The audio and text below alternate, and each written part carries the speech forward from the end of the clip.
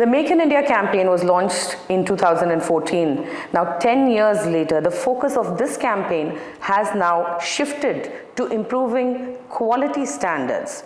The Prime Minister's Vocal for Local initiative too has emphasized maximum promotion for Made in India products. And it is on the back of this that a consortium of about 7 leading companies, including Tata Sons, TVS Motor, Sun Pharma, as well as Bosch, have come together to launch a non-profit. And this non-profit is called the Indian Foundation for Quality Management. This organization will work with entrepreneurs across sectors to improve quality standards and help them set best practices in terms of processes in their respective industries. And with me now is the leading light of this initiative, Mr. Soumitra Bhattacharya. He is the CEO of the Indian Foundation for Quality Management, and he's also the chairman of Bosch. Mr. Bhattacharya, thank you so much for speaking with NDTV Profit. My first question to you, can you tell us what kind of mentorship you offer through the foundation, and what kind of quality standards are you looking to set? So both these questions are very insightful. Thank you for having IFQM on the show and me on the show. If I look at, first of all, the standards that we offer, what we are doing is we have 8 founder governing council members, and all these companies are, in a way, I could say, in their own industries, role models. So they've come together and said the agenda is a nation first agenda and industry next, nothing to do with their companies. And what we are doing the first year, and we are just 1 year old, born on 6th of September 23, we are first ensuring that we bring about this practice within the governing council, actually showing how role model companies work. And then now we have just opened up a membership where we are trying to say that for big industry, it's important to not only look at themselves critically, but also to give back. The MSMEs, or middle and small medium enterprises, yes. That's really today, relatively speaking, other than a few shining examples, the weakest link in the chain. And cluster formation means when you take a set of MSMEs together, put a counselor in place who shows them the mirror, walks the journey with them, and improves quality standards, and they start sharing with each other, and there is a focus on different topics as we go along this journey. And over a year, 2 and 3, you suddenly see that these clusters have gone to a different level altogether. When you speak about export capability and global competitiveness, quality standards is the elephant in the room. Are you taking anything from international quality standards, textbooks, if you want to call it that, from the Japanese, who are very well known for their quality? Are you taking bits and pieces from here and there and putting together a handbook, or how does it work? Because every sector is unique, right? True. So what we've decided as at the first phase in IFQM, we are focusing on 2 countries. Yeah, we are focusing on Japan, as you rightly said. JUICE, which is the Japanese Union for Scientific Engineers, we already have a very firm MOU. In fact, 3 senior members of JUICE recently attended our well-attended symposium on 15th and 16th of October. And they talked about their tie-up with IFQM. We are also doing that with Germany. Later, we will focus on countries like US, maybe Korea. But right now, we see clearly, if you take the example of both these countries, Japan and Germany were pushed against the wall.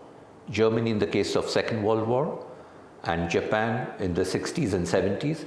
And then they produced a series of, going through hard processes to get their industry up and running. Now in India, we have relatively a better situation. There's a big domestic market. We, right now, our export, when we look at global trade, is not very high. And we still have brilliant examples, but many of them are shining dots and not across the value chain.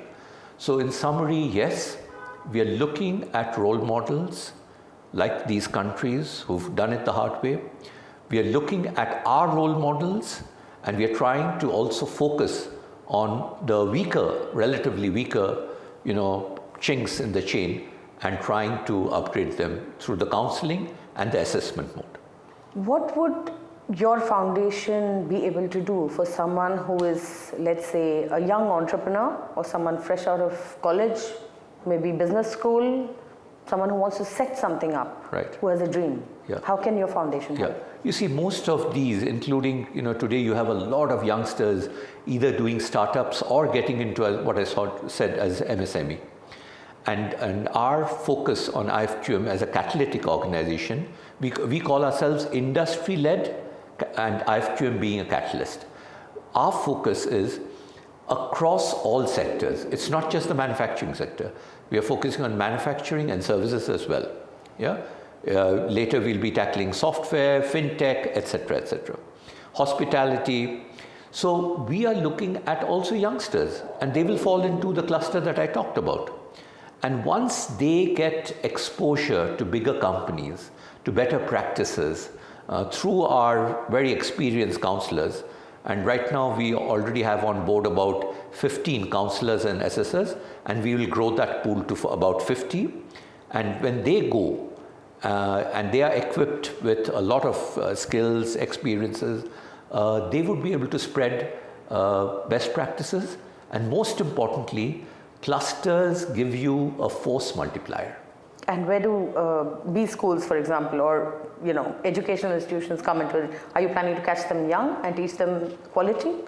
I think that's a brilliant question you've asked. If you put it, you'll see always amongst students who aspire, in the earlier days and even now, saying, I'll do an MBA and after my engineering.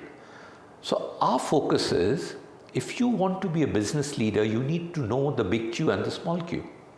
The small q stands, and it's a very important Q, for the processes, for running a company, for ensuring that your shop floor is working, your source, make, deliver. And the big Q stands for policy deployment, business strategy, goal setting, R&D, customer relations management. I could go on. So the whole business is covered by the big Q and the small q. On top of this, we put a layer called leadership transformation. If you don't have leadership transformation, you can't do the big Q and the small q. And right on top is leadership commitment. Now, this journey is a tough journey, but it's a very rewarding journey. So we are very keen, and we've just started our process to get industry academia connect, or if I may put it the other way, to gel with the younger generation, AI, academia industry connect. Yeah, and that's AI for you. And we are going to be connecting, and we've just started that process. And we would be very, very keen, and you will see in FY 25-26, we will announce about the possibilities of electives on quality management, where youngsters can learn, not just in the classroom, but can have internships with many of our governing council members, our other members, and choose that combination along with their engineering or whichever area they're doing, for them to be able to actually enter business, and I would even call it, partially, I can't say fully, hit the ground running. The question automatically arises that, we have such big names in the industry. How on earth are, the regular common people, the MSMEs, like you said, which are very small industries, how are they going to connect with you? How are they going to learn from you? So what's the plan as far as that is concerned? If you look, already they are in different industries. Second, if you look at just though they are not doing it for themselves, even these big industries have a lot of tier 1 and tier 2 connected with them. Don't forget that. And by the way, we are opening up now for membership after our symposium. A lot of people have shown interest. They all have their tier 1s, tier 2s. Even if they are in tier 1, they have the tier 2s and tier 3s. And don't forget, in India, as you progressively go down the tiers, the delta gap actually increases not in arithmetic progression, but in geometric progression. And by delta gap, you mean? So let me give you an example. Let's take auto OEM, industry which I come from, and let's take the tier 1. Now, automotive industry already is very mature. That means the others have to catch up. Now, when you look at the tier 1, you have some or quite a few or even many who are mature. But there are some and not quite a few not mature. But when you go to tier 2, the gap of maturity, and I'm not talking of improving, but not improving, actually increases.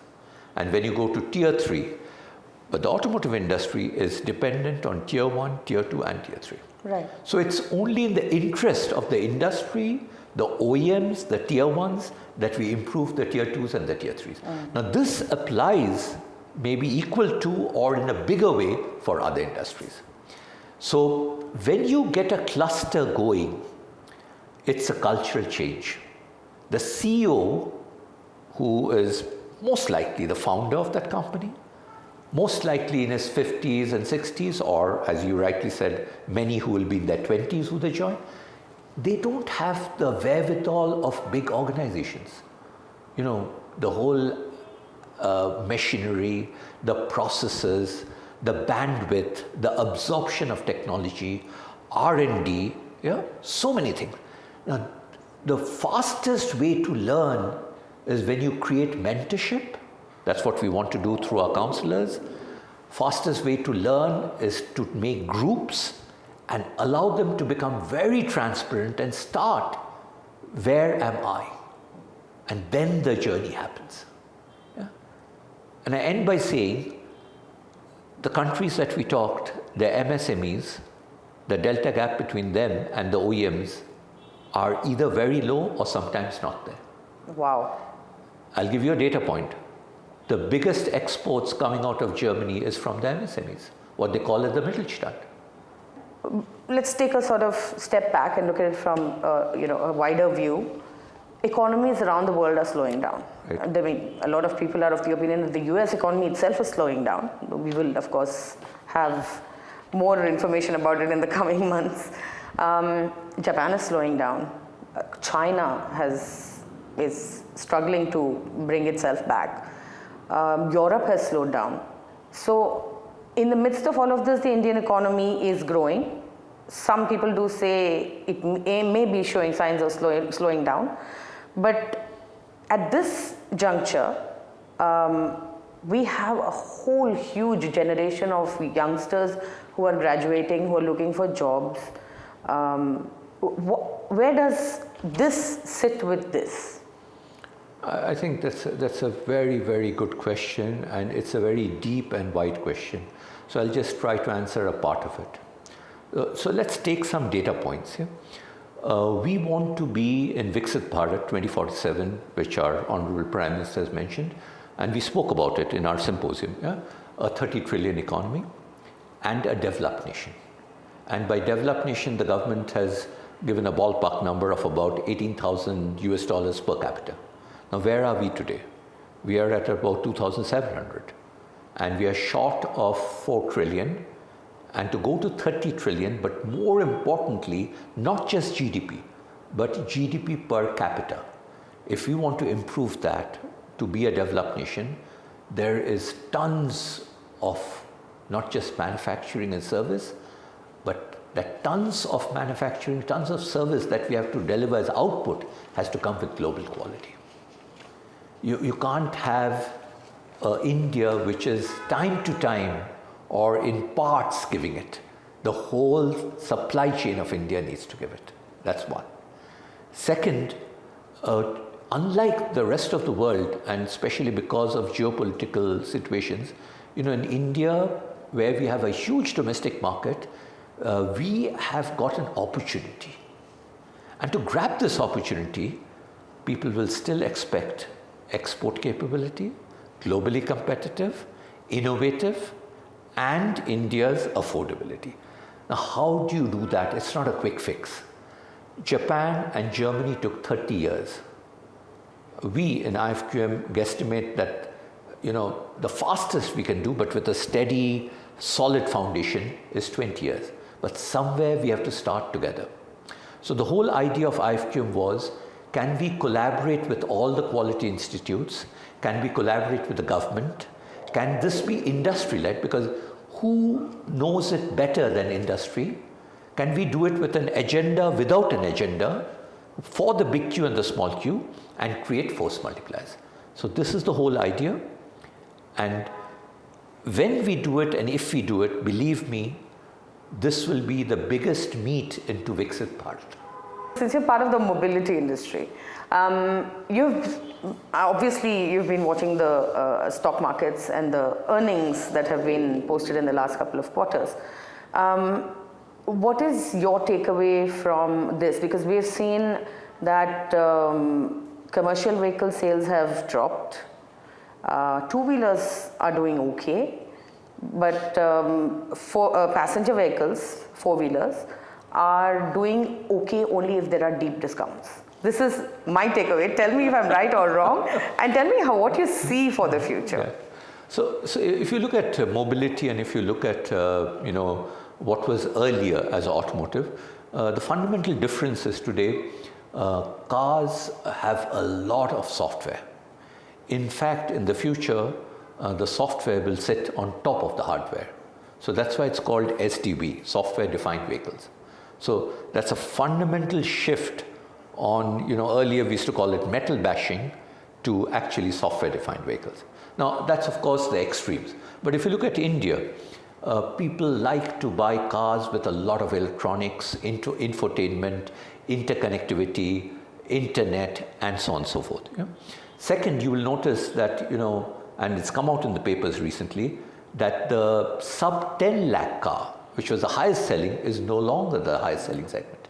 So people have moved up the value chain and gone beyond the 10 lakh and are wanting to buy, I would say, more premium products, even more than their affordability, through EMIs, etc., etc. Then you'll notice SUVs have played a very important role as compared to a normal sedan. Yeah? So these are fundamental shifts. And of course, the biggest joker in the card pack is the story, where will EV go? So you'll always have the plus and the minus. My guesstimate is that, earlier people were saying by 2030, 50% of the cars will be EV, but my guesstimate, it won't be more than 20%. Yeah, it could be 20%, 22%, 25% maybe, but not more than. Because, first of all, we are already in 25. We are knocking on the doors of 25. So we're talking 5 years from today. Where is EV as a percentage of the total production of cars we make? Even if you want to make 20-25%, you'll have to have a 10x growth rate. Don't forget that. Number one, on the total production. And India makes, India's heading towards 5 million cars. And on that, if you want to go 25%, you're talking of 1.25 million EVs. It's not a joke. So basically that 50% is out. ICE will be there for a longer. Now within ICE, as an internal combustion engine, you have the petrol, you have the diesel, you have the the hybrid, the strong hybrid, yeah? And then within BEV, you have the BEV, the battery electric vehicle, or the plug-in hybrid, you can also say, or the plug-in electric. So all these combinations which come in, and now a second joker has come, CNG, yeah? So you have an array of things where ICE will continue to dominate. And don't forget the technology in which ICE is with BS6, you're actually having very small emissions coming out. Right. Our big challenge is the old part of the park of vehicles. So if I make a long story short, because one can go on and on, the mobility business in India is strong. It's undergoing fundamental changes which had never been seen. There will be ups and downs. Pundits can predict, but their predictions will turn and change, which happened, for example, with EVs, and we'll have to go with the flow. You talked about heavy commercial vehicles, and I'd like to just give one word. Many of us compare HCV with the numbers pre-COVID, which had touched a peak of 480,000. And they say, oh, we have not touched that peak. But we need to look at the fundamental parameters And because they are not apples, they are apples and oranges. Okay. Today, the haulage compared to the 2019-20 numbers is totally different. So you can't compare those vehicles. Second, those days, if you remember, we had the toll, all states. There was approximately 2,200 toll gates across all states and districts. That was taken away. We have the FASTag, which was not there, and we have newer and bigger national highways. So actually, whenever we look at a number, we just can't compare a number. We should look at different parameters and always check whether they are apples to apples or apples to oranges. My question is about, you were talking, I mean, it comes from what you just said about how skilling is something that India desperately needs. Right. And we have a government that's promoting a Skill India program. A lot of surveys have shown that our graduates are barely employable. Now, taking this into consideration, is there any kind of advice you would like to give youngsters who are fresh out of college in their first jobs? Do they need to get skilled? What do they need to do in order to get good jobs, to move forward in life, pick up quality standards, and become, globally on par with global standards? Yeah. So I'll give you 2-3 examples and stop with that, because again, this is a very deep question. First part, I would say, while in India we have put up a lot of skill institutes, really, and a lot of government, including government, private, take the Tata IAS, yeah.